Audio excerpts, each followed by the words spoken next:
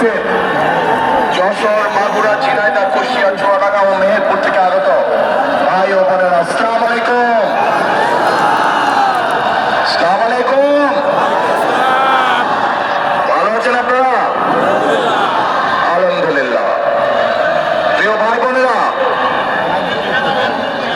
আজ আমরা এখানে সকলে একত্রিত হয়েছি আগামী 12 তারিখে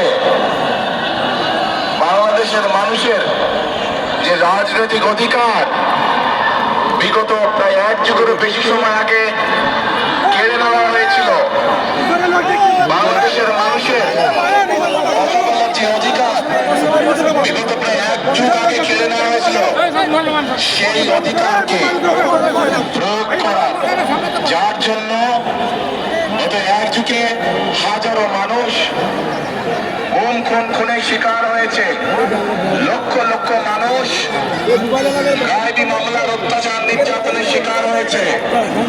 সেই অধিকার ইনশাআল্লাহ বাংলাদেশের মানুষ প্রয়োগ করতে যাচ্ছে, কিন্তু এই অধিকারকে আদায় করার জন্য বহু মানুষকে তার জীবন উৎসর্গ করতে হয়েছে। বহু লক্ষ মানুষ অত্যাচার নির্যাতনের শিকার হয়েছে। প্রিয় ভাই বোনেরা, 1971 সালে এই বাংলাদেশের বীর মুক্তিযোদ্ধারা যুদ্ধ করে জীবন বাজি রেখে লক্ষ শহীদের আত্মত্যাগের বিনিময়ে আমরা স্বাধীনতা অর্জন করেছিলাম।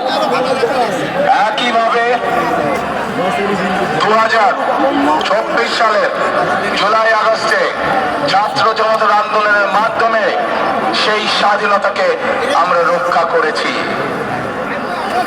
আমরা দেখেছিলাম স্বৈরাচারের সময়, যেই স্বৈরাচার 1 যুগেরও বেশি সময় ধরে বাংলাদেশের মানুষের কাঁধে চেপে বসেছিল, আমরা দেখেছিলাম সেই সময় কিভাবে এই দেশের মানি গুণী সম্মানী মানুষদেরকে কথায় কথায় তারা তুচ্ছ তাচ্ছিল্য অপমানিত করত।